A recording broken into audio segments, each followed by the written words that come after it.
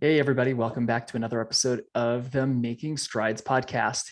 Today, we're going to be doing the third and final episode of a series that we've been doing on strength training for runners.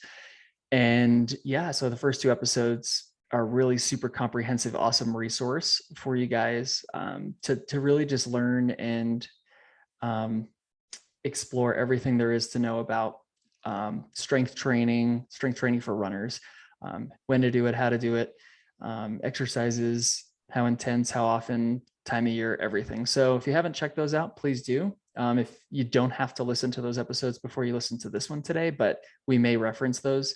So you may have to go back and listen to get more context. But anyway, Adam, how you doing? Doing pretty good. It's Friday, so it's always good on a Friday. Yeah, it is. It is good. I was just telling Adam I have a 12-hour trail race tomorrow, and I smacked my head pretty good yesterday, and I'm trying to decide if I have a minor concussion or not. So we'll see how tomorrow goes. But that's semi entertaining topic. But anyway, yeah, I'm doing well too. So we'll just get the party rolling here, and it's going to be a shorter episode. We have questions we fielded from Facebook and Instagram and friends and patients and such to clarify a couple of topics that are a little bit random and didn't necessarily fit into exactly any point of the last two podcasts, as comprehensive as they were.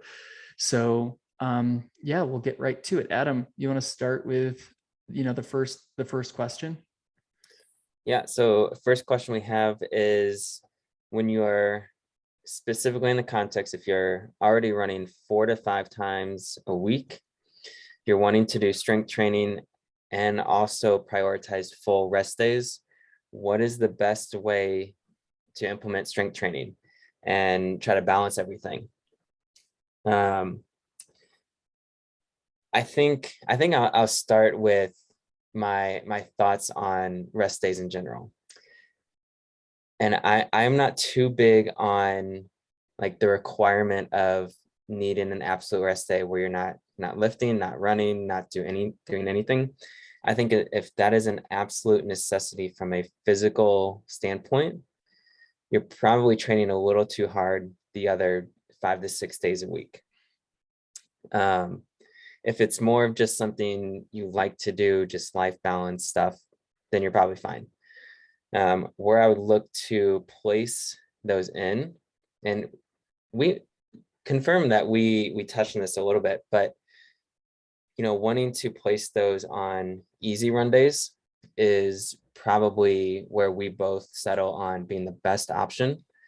And ideally, probably 3 hours apart if you have to do it on a hard day. That way, the metabolic pathways that occur to facilitate those adaptations, whether it be on the aerobic side or strength side, aren't inhibiting each other. Yeah, I wouldn't say it's fully trending right now, but definitely increasing popularity in stacking hard days with all of your hard things go on a single hard day, and then you get like a true rest day. So for example, doing your speed work and your strength training in the same day. I mean, and we talked about this a little bit, I think, in previous episodes, so we won't stay too long on here, but I think that gets tricky because you're ultimately asking yourself, which one are you going to prioritize more? Because whichever one you do first that day is going to be more optimally performed than the latter. So if you do your strength training first, then your speed work is probably not going to be an optimal workout that day, and conversely. And so that's my opinion. But when it comes to rest, I totally agree, Adam. We don't really need, like, you don't have to have rest days if you're somebody who like is taking relative rest, taking care of their body, training smart. And you could have relative rest days and things like that. Everybody does um everything a little bit differently. But if you're training for 5 days a week, you're running, and you did have those two rest days, like the question kind of is setting up for, you had those two rest days. I understand, like, hey, my one major rest day, Sundays, that's a family day. I don't do anything. I don't run, I don't lift, because I have, it's a family day. And so you may have a similar situation there too, where maybe your one or both of your rest days are untouchable. Maybe you are a nurse or some sort of other healthcare practitioner who works 12-hour shifts or something on those days. So um, that's maybe not, you're not going to be able to run that day or lift that day, right? And so it's hard to answer these questions with any sort of certainty because everybody's got a really different unique situation going on. And like, are these free days where you're otherwise doing nothing and you have time to do something? If so, I would lift on those days. And if those are untouchable days for activities, then I would put your strength training on easier, moderate kind of running days, but not the higher intensity days. Yeah, perfect. Cool.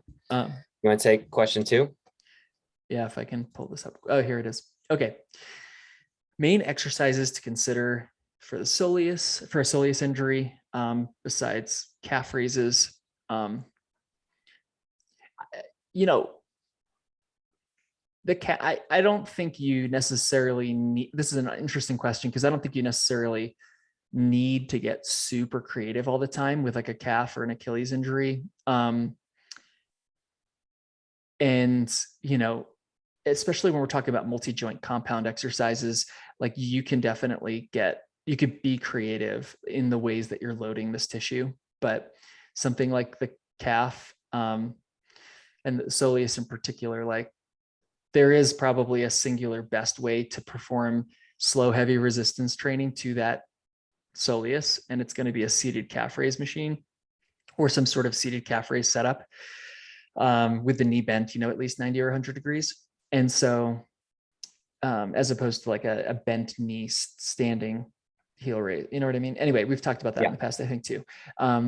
So besides a heel raise, like why is this person anti heel raise is in the question, that's my question back to the questioner, right? Yeah.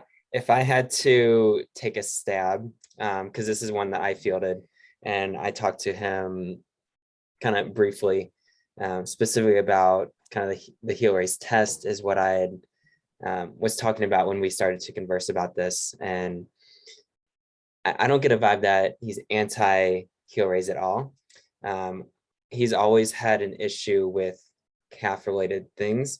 So I think he's looking more just to be comprehensive in his approach to dealing with it.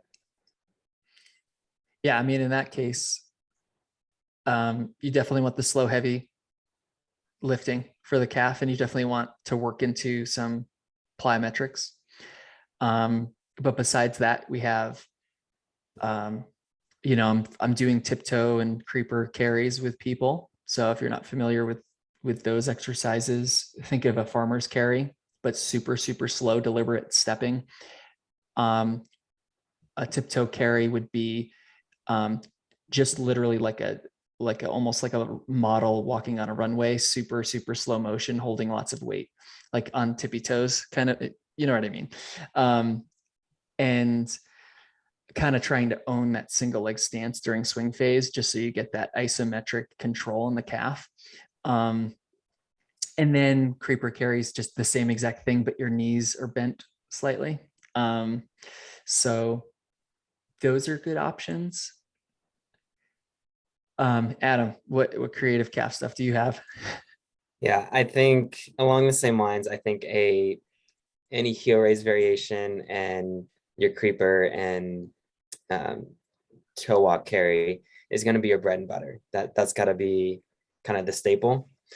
I think where we can get, a little bit outside that is maybe looking at foot strength and foot control, making sure that foot can supinate and make sure you can get that arch so that you have a rigid lever when you're going off to push off so that the calf doesn't have to work quite as hard. You can also maybe look at, maybe for more of a trail runner, looking at some single leg activity with, some visual input or something, just challenging the body in a very different way. But other than that, I think it's pretty much straightforward with the heel raises as being kind of the thing that you need to do. Yeah, and I've seen some other stuff too, and dabbled in it as well, where maybe you hold an isometric lunge with the heel lifted in front, right? The forward leg on the lunge, the heel's lifted, stuff like that. But if you really if you're checking all the boxes for some sort of seated soleus heel raise, checking all the boxes, meaning you're doing it frequently enough, consistently enough, and intensely enough and progressively, then and you're adding in eventually, running is a moderately plyometric sport. That's an important concept with the calf and the Achilles, especially. So if you're adding in some plyos, that's hitting most of what you need to hit. I could totally understand wanting diversity for your sanity and just like making it more interesting and enjoyable, but also just the common theory of like more is better, more variety is better, muscle confusion, that those concepts is better, but people may think that, but it's probably not. Doing a different variation of an exercise or other variations, if that keeps you interested in doing it and all that stuff, yeah, maybe it is better for you. But yeah, that's probably all I have to say about that. Yeah, cool. Number 3. What advantages or benefits can runners gain from upper body training? I think this is a great question because it really doesn't get talked about. And the focus is always from like rib cage down. But I think especially in longer distances, I'm going to lump all distances in actually, but for different reasons.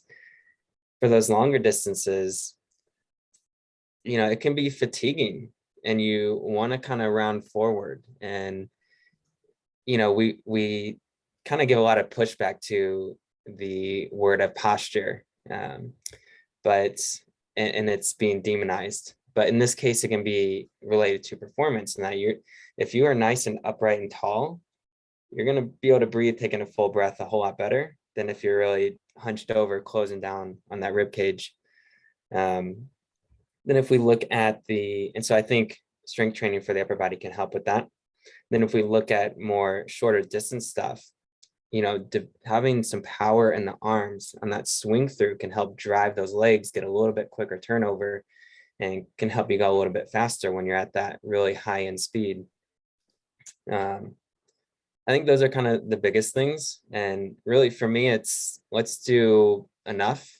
We don't have to do a ton. Let's hit it a little bit. And then, we're pretty much good. So the focus is very much lower body, but, doing a little bit here and there for that upper body. Any Yeah. additional thoughts, AJ? No, great question, just because, yeah, runners are also not runners, they have lives, they have children, they need to pick up, friends they need to help move. They also probably don't want to, I'm going to bring this up again. I feel like I brought this up at some point. It's such a ridiculous example, but it's so true. Forward thinking at its finest.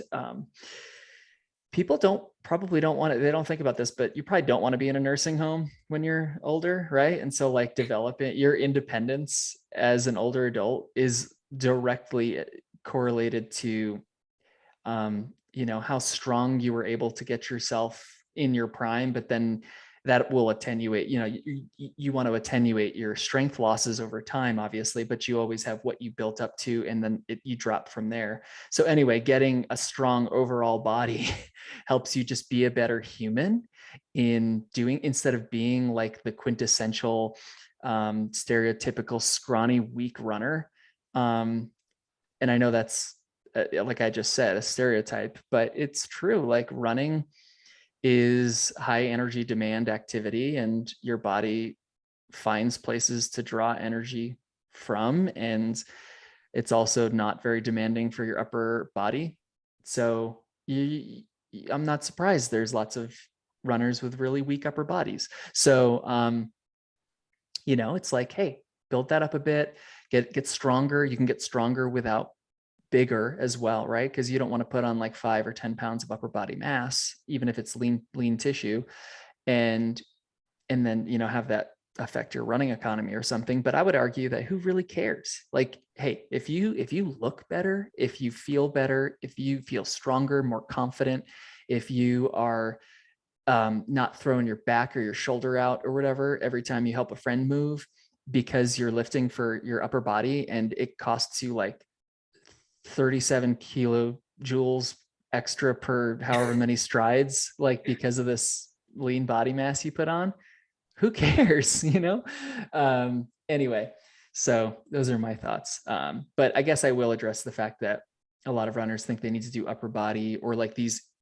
this is going back to core, which we talked about, but like upper body and core kind of integrated exercises to help in these really weird kinetic chain kind of ways for improving performance in running. I don't think that's very substantiated.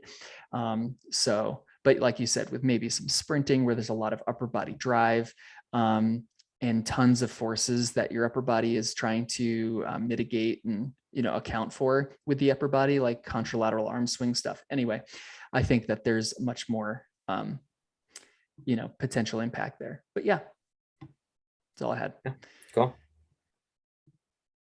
Is it my turn again? I think so. Are you with this next one? Are you familiar with the concept at all? Yeah. Yep. Okay. Yeah. So any benefits of doing run lift combo? So like if, for example, 1 mile lunges. So running a mile, then doing lunges. Tell me if I get this right. Doing box or doing like box jumps and then doing 1 mile repeats in between box jumps. Basically, yeah, it's so you do some sort of run interval, then you're doing squats or lunges, box jumps, push up, like just some sort of exercise. Then you're back to an interval and you just kind of repeat that for whatever duration. Yeah. So the question is verbatim, any benefit to doing this? I guess the benefit is going to depend on what the goals are. I mean, is there any benefit? I'm sure there is. But are you trying to maximize what you're getting out of your 1 mile, like for that last example, your mile repeats, or are you trying to get the max benefit out of your those box jumps? Like they're going to be as mutually exclusive activities. You're going to be impairing your performance of each, but maybe that benefit is something to do with more more energy systems, kind of like anaerobic energy systems kind of work. I don't know. I'm guessing you've experienced this more or more familiar with this, Adam, especially since you've done the traditional, high school and college sports stuff, and I haven't. So go for it. Yeah, I don't have any personal experience actually, but I do know that Alan Webb used to do stuff like this. And I'm pretty sure Steve Magnus talks about this in his book briefly at some point. And I mean, it's just wild to think what Alan Webb was doing. But of course, he's American record holder in the mile. So just about anything he does is probably borderline a little crazy to the average human. But yeah, he would do 400 repeats, and during his quote unquote rest intervals, be doing squats, lunges, whatever the exercise was. And then he's like back at it, probably running like 55-second quarters, or something really stupid like that. But I think some of the thinking is a little bit along lines of like post-activation potentiation, and then using it in a very quote unquote functional manner. That or getting a little bit more into those anaerobic systems. I think it can be, something to keep things kind of fun and interesting in like an off season. Now I think about it, I did do something like this once. There's one time I did it. Yeah, it honestly sounds like something we would do for wrestling with training. Yeah. So I think ultimately you hit the nail on the head in that, what are you really trying to accomplish? What are your actual goals? Does the adaptation you're getting from this line up with that? In most cases for a distance runner, probably not. You'd probably just be better off running more or doing a more true rest period and hitting those on portions of the run with a lot more intensity. Those are my thoughts. Yeah, I don't have much more to say there either. I think if you like, I don't know, it's almost like CrossFit-y, where people go to CrossFit for a killer workout, but is the workout they're doing going to get them the best at what they're doing? No, no, it's not, but it's going to maybe burn the most calories or give them the best, like, wow, that was a hard workout feeling. So, and if that's what you're going for, there's nothing wrong with that, but that's just another factor there. Yeah. And I think what comes to mind, and that it'll fit with this next question too, actually pretty well. Just because it's hard doesn't mean that you're getting what you want out of it, or that is as optimal as it could be. Or just if it's hard, it doesn't mean what people purport it to do, it actually does. Yes. Yes. So for example, like tricky marketing on cereal boxes, for example, does Cheerios actually lower your cholesterol? um, maybe if you replace bacon with Cheerios. Anyway, so, but no, yeah. So I know it's your turn to do a question, but I know you wanted me to lead this one. So you can read it and then let me know what you want. So basically our thoughts on the mountain legs routine. Okay. And if you're not familiar with that, you can look it up. Yeah, Or if just you want to YouTube it. give a brief summary or. Yeah, no, I'll give a brief summary for sure. Yeah, some great people and great coaches down in Boulder, Colorado. So David and Megan Roach. The coaches Roaches, I think they go by. So they're super fun. They have an awesome, fun podcast, and they're really, knowledgeable in a lot of aspects. But yeah, so they do this, and they recommend for their many, many, many athletes and everybody else in the world to do this routine for, quote, strength training that is called mountain legs.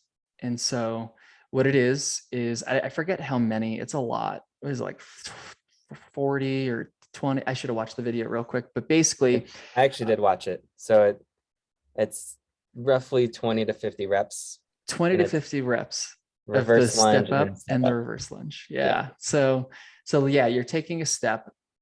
Like I think they do like 2 steps, like a double step basically, right? And you just go up and down and up and down and up and down, like fast and repetitive and all at once and continuous. And then you do the reverse lunges, which is funny because it's basically biomechanically the same exact motion, but you're just heading in a different direction in the same exact way. So, they basically, like, if you were to ask them, what do you need to do for strength training? I've heard them say things like, well, this is all you need to do, or this is great, or stuff like that. So the question being, what's our thoughts on that mountain legs routine? You're probably getting the hint already, is just like Adam said, the last question was similar to this one, in the sense that it's probably hard, but it's definitely not yielding the purported strength training benefits to runners. So slow, heavy resistance training at that, minimum of like, you really want like 70 to 80% of a repetition maximum kind of intensity. And you can familiarize yourself more with that by listening to, was it the first episode? I think one, yeah. Of how much intensity that actually is. But yeah, if you're able to do 20 to 50 reps of something, that is not hard. That's not hard enough. We want slow, heavy resistance, and that's just doesn't fit the bill. So you're probably not going to see those strength training benefits from that. It's really no different. This last thing I'll say is it's no different than just probably like doing a power hike up a mountain. It's just, and so a lot of people are like, oh, if it's really specific, that specificity is huge, like specific is key. But in this case, it's far, far, far too specific. So specific that I would argue that it's the benefit is almost null compared to just, hiking some steep hill. So that's what I think. Yeah, that's perfect summary. I was actually going to say something pretty similar in that, I think the benefits they see from it is not from a true increase in strength, but just a greater tolerance to the metabolic load from doing those specific movements that are so specific to something such as climbing. Yeah. Yeah. And just to clarify, we never talk bad about anybody, especially on here. Like I said, the Roaches are awesome and in so many other regards, but they're kind of like on this level of like celebrity running gods. So I doubt that they would ever entertain themselves with a conversation with us, but it would be super awesome if they were willing to just have us, or if they listen to these episodes that we're having, or if they were, willing to have a conversation with us where we could present some of this scientific evidence of, really show them like, hey, this is the consensus in the literature, because look at this and XYZ. And that's why, maybe doing more of the strength training that like we talked about in the last 2 episodes is just going to make your athletes even better on top of your already awesome coaching. So, that, not that this is like a formal request for them to like listen to this and respond, but just saying we would never talk bad about anybody. And this is just kind of a very popular thing that circulates and we got asked about it. So that's it. Yeah, absolutely. Cool. Anything else? So Oh, you know what? I mean, I wanted to research this, a bit more, but I was trying to look it up briefly. I got asked a question recently about utilizing BFR, or blood flow restriction training, for aerobic, kind of aerobic like running benefits. I know that there's not much research right now on this topic, but I will say that if you do have the time to dabble in BFR, and you wanted to try it, go for it. I will just say that BFR is definitely famous for having a more hypertrophic effect on muscles. Now, obviously, there's lots of factors that, so a muscle building kind of growth, muscle growth stimulating aspect of it. And so that not a lot of runners want that, but it also comes down to energy availability and a lot of other complicated concepts. Like, are you actually going to be building muscle doing BFR? And how are you doing the BFR? But did I explain what BFR is yet? Nope. Gosh, Probably a good everybody's like, place to what's start. BFR? What's BFR? Okay, so blood flow restriction training or blood flow restriction therapy, depending on if it's the rehab setting. But basically, we take like a fancy blood pressure cuff, and it goes only in certain places that are safe, which it's really only been tested at like in the axilla of the arm, basically between the bicep and between the bicep and the deltoid. Or in this case, we're talking about running, it would be more for legs. So it's like as high up on the thigh as you can get, right under that like lateral hip bone, that greater trochanter. Anyway, so, and then the concept being that you're reducing blood flow to working muscles, and then you're pretty much occluding venous return. And like in between repetitions, you're getting a little bit of that stuff squeezing out, but you're basically getting this super hard to work environment for your muscles where there's just a huge buildup of exercise byproduct and stuff. Anyway, so it ends up having this kind of like super awesome effect where you can super strengthen muscles in the same way you would with high intensity exercise, but with low intensity exercise. And anyway, so that's a crash course in it, but basically there are people who have been running with BFR bands or doing certain BFR exercises in order to improve their running. I would just say that it's probably, we just don't have the research yet. And it's probably just like something that icing on the cake. Like if you have access to bands and if you can even do it enough, then maybe give it a shot, but I would not replace any of your training with that. Anyway, I don't know if you have any comments. I told somebody I'd talk about that briefly. Gotcha. Yeah, I think it's along the lines of, how much more benefit, if you're trying to look at that VO2 max improvement type deal, which I know that it's been shown to do some of that in like basketball players or like military recruits or whatever the population was. To my knowledge, there's nothing in already very cardiovascular fit individuals. And you're probably right in that it's, if you're already checking all the boxes, you're already running as much mileage as you can, you're hitting intensity, you're sleeping 8 hours a night, you're eating well, that, yeah, maybe it gets you 1 or 2 percentage points. But ultimately, what does that end up resulting in your performance? Probably not a lot. If you're, doing your workouts in these, I bet it's a similar argument as trying to do them at altitude, in which case, there's maybe a benefit for a short period of time, but eventually, like, it's a compromise because you have to run slower. And so if speed is an important variable for you, it's going to be beneficial to hit that speed more so than just getting what effect you are from the VO or the BFR. Mhm. Yep. It could be a whole episode after we done additional research on just BFR and running considerations, but I don't think it's necessarily worth an episode right now, but let's just see how the popularity goes over the next, I mean, it's just getting increasingly popular, BFR. So Yeah. anyway, we'll leave it at I that. don't really know. I don't really know if many people are doing it in the running world. Really? Maybe like in a rehab setting, but like not on the performance side, but maybe I'm Yeah. missing something. No, it's really still probably not much, but Yeah, just BFR use in general is increasing. And so I'm sure for we'll sure. see more of it. There was one study I will mention real quick that I didn't get to quite review before popping on here, but it was Patterson in 2019.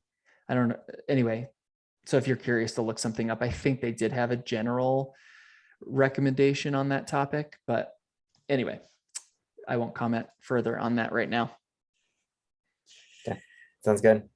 Cool. Well, hope everybody has a great day and wish me luck. I'll need it on my race tomorrow. Yeah. nobody's gonna Don't, hear this in time. I'm yeah. asking you, Don't, Adam, to don't wish pass me out from your concussion.